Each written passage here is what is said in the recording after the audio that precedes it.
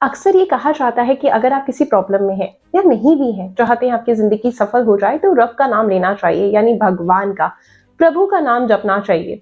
लेकिन वहीं अगर आपको मैं कहूं कि प्रभु का नाम किसी के सामने जपने से पहले 100 बार सोचना चाहिए, तो आप शायद सुनकर थोड़े से हैरान हो रहे होंगे, क्योंकि क्या पता सामने वाले को इतना गुस्सा आ जाए जिस भगवान का आप नाम ले रहे हैं वो आपको जान से मार डाले। आज की कहानी कुछ ऐसी ही है जिसे सुनकर आपके भी रोंगटे खड़े हो जाएंगे। क्या सच में भगवान का नाम लेना एक औरत को इतना महंगा पड़ सकता है कि उसके ही पति ने उसकी जान ले ली। एक महिला एक भजन गुनगुना रही थी। उसके कुछ इस तरह से बोल थे कि मैं शाम की दीवानी हूँ। सुबह से वो इस तरह के जो भजन को गुनगुना रही थी। पति की नजर पड़ती है। पति ने कहा कि तुम इसे मत गुनगुनाओ। पति ने जब मना भी किया तो पत्नी शांत हो जाती है और पति अपने काम पर निकल जाता है। इत्तेफाक की बात थी, आज पति घर पर जल्दी आने वाला था। जब पति घूम घाम कर वापस आता है तो पत्नी उसी भजन को दोबारा से गुनगुना रही थी, जिसके बोल थे, मैं शाम की दीवानी हूँ। पति को गुस्सा आ जाता है। कहता है कि मैंने अभी तुमसे कुछ समय पहले मना किया था सुबह के समय, उसके बावजूद भी तुम इस भजन को गुनगुना रही हो। तुम इसे गुनगुनाना बंद कर दो। ऐसे में पत्नी फिर से कहना मानती है और गुनगुनाना बंद कर देती है। लेकिन रात को जब वो किचन में काम कर रही होती है, दोबारा से वो इस भजन को गुनगुनाना शुरू करती है। पति को बहुत ज्यादा गुस्सा आने लगता है। जितनी बार भी पत्नी का सामना हो रहा था, उतनी बार वो उस भजन को गुनगुना रही थी। आखिरकार पति कहता है कि शायद तुम मुझे चिढ़ाने के पर्पज से ये काम कर रही हो। पति को बहुत ज्यादा गुस्सा आता है और वो दौड़ कर जाता है अपने कमरे में, जहाँ पर उसने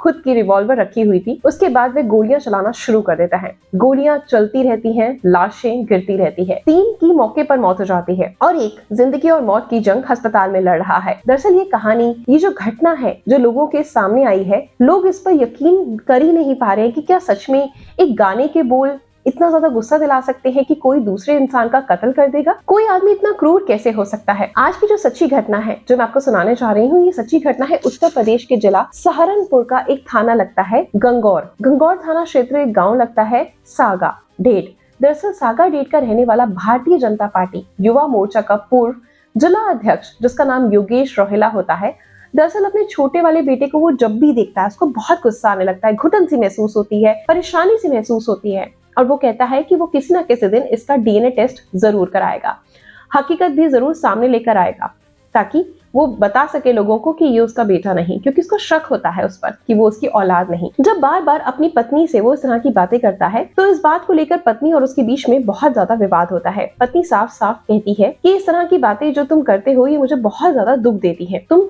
क्लियर क्यों नहीं कहते कि तुम्हारे दिमाग में क्या गंदगी चल रही है। अब ऐसे में दोनों का आपस में झगड़ा होने लगता है रोज के रोज। खासकर बात तब बिगड़ जाती है जब 21 मार्च 2025 को उसने अपनी पत्नी की चोटी पकड़ी और पकड़ने के बाद घर से बाहर निकाल दिया और गली में घूमने लगता है। गुस्सा करता है, उसे पीटता है। पत्नी गिड़गिड़ाती है, कहती है ऐसा मत करो, सब लोग देख रहे हैं, मेरा क्या होगा तुम्हारे बिना, और आखिरकार मैं जाऊंगी कहाँ। आखिरकार पति थोड़ा शांत हो जाता है। शांत होने के बाद फिर से घर में जैसे कुछ हुआ ही नहीं, सब पहले जैसा माहौल शांत रहने लगता है। अगली तारीख आती है 22 मार्च 2025 की वो तारीख थी और पत्नी की जुबान पर जब एक भजन था उसके बोल वो गुनगुना रही थी, बार बार गा रही थी कि मैं शाम की दीवानी हूँ, और इस तरह से वो गुनगुनाते हुए घर का रोजमर्रा का काम करने लगती है। लेकिन उसके पति को गुस्सा आने लगता है, वो मना करता है, वो फिर से गुनगुनाती है। पति काम पर चला जाता है, फिर लौट कर आता है, पत्नी फिर से वही गाना गुनगुना रही होती है। पति को लगातार गुस्सा आता है। लगभग 1:30 बजे के आसपास का वक्त था। इसके 3 बच्चे होते हैं, एक बेटी 2 बेटे। वे गांव के ही विद्यालय में पढ़ते हैं। वहां से जब उन बच्चों को 1:30 बजे के आसपास वो लेकर आता है तो पत्नी उसी भजन को फिर से गुनगुना रही होती है, जिसे लेकर वो बहुत ज्यादा ऑलरेडी पहले भी गुस्सा हो चुका होता है। मुख्य द्वार बंद करता है। मुख्य द्वार बंद करने के बाद तीनों बच्चों को और पत्नी को लेकर पहुंच जाता है ऊपर वाले कमरे में। ले जाने के बाद उसका गुस्सा 7वें आसमान पर होता है। अपने छोटे वाले बेटे पर तरह तरह की बातें करने लगता है, पत्नी से नाराज होने लगता है। इसी बीच गुस्से में वो इतना ज्यादा आ जाता है जो उसकी लाइसेंसी जो रिवॉल्वर होती है उसको निकालता है और पत्नी के सामने जाकर खड़ा हो जाता है। पत्नी से कहता है, मैं तुम्हें मार डालूंगा और आज बच्चों को भी मार डालूंगा, इनमें से एक भी नहीं बचने वाला। जब इस तरह की बात पत्नी ने देखी या सुनी, क्योंकि उसे पहले कभी इतना भयानक रूप उसने अपने पति का देखा ही नहीं था, पत्नी गिड़गिड़ाती है, पैरों में जाकर बैठ जाती है, माफी मांगती है, कुछ भी ऐसा ना करना, और वो कहती है कि मैं आज के बाद कभी ये गाना नहीं गुनगुनाऊंगी। लेकिन पति के सिर पर खून सवार हो जाता है। पहली गोली वो अपनी पत्नी पर चलाता है और सर के आर पार वो गोली होते हुए बाहर निकल जाती है। पत्नी वहीं जमीन पर गिरकर मर जाती है। चीख पुकार मच रही थी। इसी बीच आसपास के रहने वाले चाचा का जो लड़का होता है जिसका नाम अक्षय होता है, अक्षय भी शोर को सुनने के बाद मौके पर पहुंच जाता है। बच्चे भी जोर जोर से चीख रहे होते हैं, चिल्ला रहे होते हैं और ये कह रहे होते हैं, पापा ऐसा मत करो, पापा हमें मत मारो। लेकिन उसके सिर पर खून सवार था। पड़ोस में रहने वाले चचेरा भाई अक्षय भी दौड़कर आता है। जैसे वो आता है उसे वो मौका ही नहीं देता और वो अपने आप को अपने बच्चों के साथ एक कमरे में बंद कर लेता है। इसके बाद निशाना साध कर सबसे पहले अपनी बड़ी बेटी, जिसकी उम्र 11 साल के आसपास होती है, उसका नाम श्रद्धा होता है, श्रद्धा को गोली मारता है। श्रद्धा को जैसी गोली लगती है, श्रद्धा जमीन पर गिर जाती है। इसी बीच खिड़की तोड़ता है। खिड़की तोड़ने के बाद जो पहली मंजिल में अपनी बेटी को वो छत से नीचे गली में फेंक देता है। इसके बाद उसे मौका मिलता है, उसका बेटा होता है देवांश, जिसकी उम्र 6 साल के आसपास होती है, उसको भी एक गोली मारता है। उसको भी निशाना उसकी खोपड़ी कनपट्टी पर जाकर लगता है। वो बच्चा भी गिर जाता है। उसके बाद वो बच्चे को उठाता है और खिड़की से बाहर फेंक देता है। तीसरे नंबर पर जो बेटा होता है, जिसका नाम शिवांश होता है, फिर वो उसे गोली मारता है। मारने के बाद वो उसे भी ऐसे ही खिड़की से बाहर फेंक देता है। अब वहां से वो नीचे उतरता है और नीचे उतरने के बाद सबसे पहले वो फोन लगाता है और फोन लगाने के बाद अब इंस्पेक्टर साहब से कहता है, जो नजदीकी पुलिस स्टेशन के इंस्पेक्टर साहब होते हैं, उन्हें कहता है, मैंने अपनी बीवी और बच्चों को मार दिया, उनको गोली मार दी,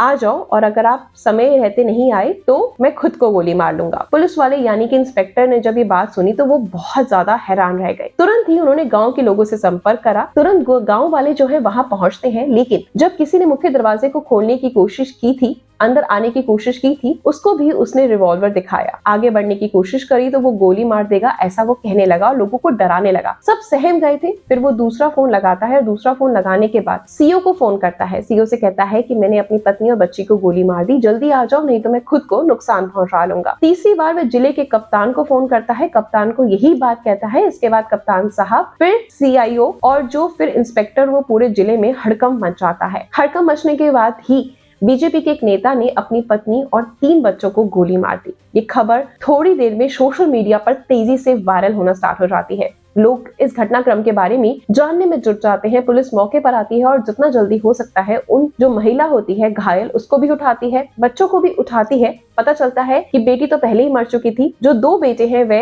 हॉस्पिटल में जाकर मर जाते हैं और पत्नी जो होती है, जिसका नाम नेहा होता है, पत्नी जिंदगी और मौत की जंग लड़ रही थी, उसका इलाज चल रहा था। दरअसल पुलिस वालों ने इसके बारे में जानने की कोशिश करी तो कहानी शुरू होती है साल 2006 से, इसकी यानी कि योगेश रोहेला की। साल 2006 में सहारनपुर के अम्बेटा के रहने वाली एक लड़की होती है रेखा, जिसका नाम होता है। उसकी शादी हो जाती है। उसकी जिंदगी ठीक ठाक चल रही थी, लेकिन एक दिन ये टोटल मिलकर 5 बहनें होती हैं। अकेला भाई होता है। इसके पिता रमेश रोहेला और माता इसकी बाला होती है। एक दिन बहन की शादी को लेकर बाप और बेटे में किसी बात को लेकर विवाद हो जाता है। विवाद कुछ ज्यादा बढ़ता है। विवाद के कुछ दिन बाद ये तारीख होती है 21 नवंबर 2007 की। अचानक इसे घर से ज्यादातर सदस्यों की तबीयत खराब हो जाती है। उस दिन इसकी पत्नी मायके में गई हुई थी। जब तबीयत खराब हो जाती है तो सबसे छोटी वाली बहन, जिसका नाम सोनिया होता है, वो भी बीमार थी। इसलिए वे बीमार तो पहले से थी, उसने ऐसा कुछ सेवन नहीं किया था। लेकिन इसके जो पिता होते हैं रमेश, माता, बहन होती है इसकी बहन दूसरी जो मीना होती है, सीमा होती है, तीसरी बहन अन्नू होती है, उसकी तबीयत इस कदर बिगड़ जाती है कि इन्हें तत्काल ही उपचार के लिए हॉस्पिटल लेकर जाना पड़ता है। तो पता चलता है कि उनके रास्ते में ही मौत हो गई है। यानी कि 21 नवंबर 2007 को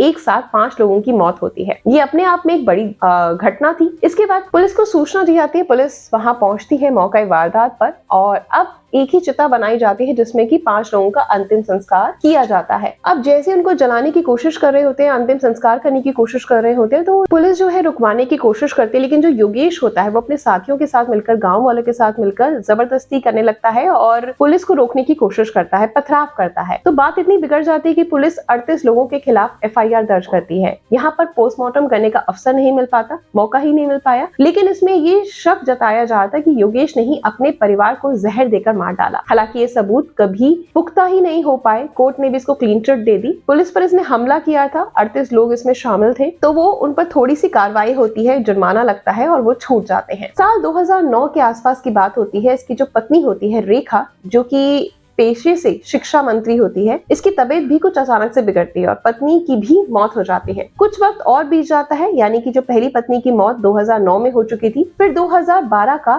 समय आता है। योगेश की शादी होती है एक और जगह। वह जगह थी कैराना। कैराना की रहने वाली एक लड़की होती है, इसका नाम होता है नेहा। नेहा से इसकी शादी होती है। वक्त आगे बढ़ता है और नेहा को 3 बच्चे होते हैं। एक बच्चे का नाम रखा जाता है श्रद्धा, दूसरे बच्चे का नाम रखा जाता है देवांश और तीसरे बच्चे का नाम रखा जाता है शिवांश। लेकिन कुछ महीनों से घर की स्थिति कुछ ऐसी चल रही थी कि इतना शक चलने लगा था, उसको लगता था कि उसकी पत्नी का किसी से अफेयर है।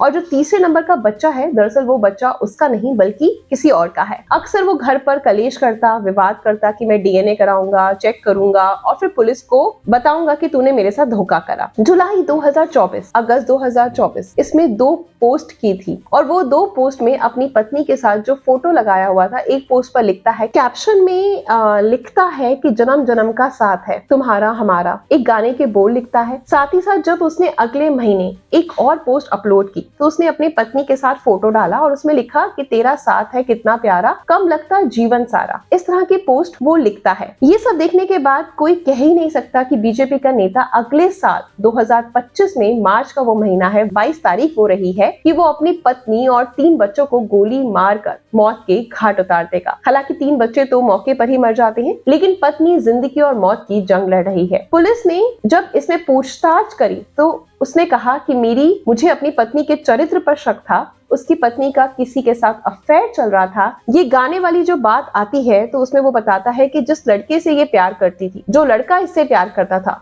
दरअसल उसे प्यार से ये शाम बुलाती थी और इसलिए वो बार बार मुझे चिढ़ाने के लिए बोलती थी कि मैं राधा हूँ और मैं शाम की दीवानी हूँ। इसी के चलते उसके मन में शक होने लगा और वो चिढ़ने लगा। उसका गुस्सा इतना ज्यादा बढ़ गया कि आखिरकार उसने अपने पूरे फैमिली को खत्म कर दिया। लेकिन असल में जो वो औरत थी वो शाम यानी भगवान का, कृष्ण का गाना गाती थी और कहती थी कि मैं आपकी राधा हूँ और मैं शाम की दीवानी हूँ।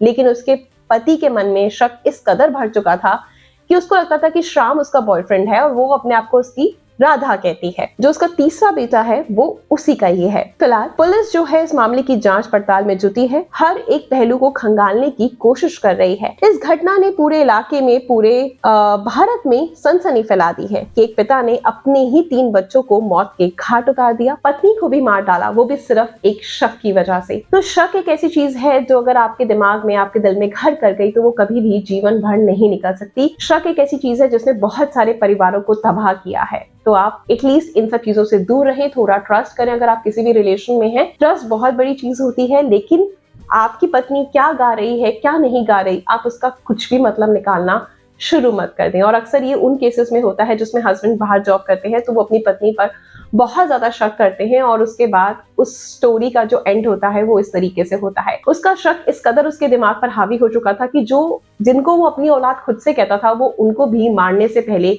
एक बार भी नहीं सोचता, बेरहमी से उनका भी कत्ल कर देता है, उनको भी गोली मार देता है। तो आखिरकार इस आदमी ने शक की वजह से अपनी पूरी जिंदगी तबाह कर ली, अपना पूरा परिवार खत्म कर दिया। आपका क्या कहना है इस केस के बारे में कमेंट सेक्शन में जरूर बताइएगा और ऐसी लेटेस्ट न्यूज देखने के लिए हमारे चैनल को सब्सक्राइब जरूर करें। Good luck.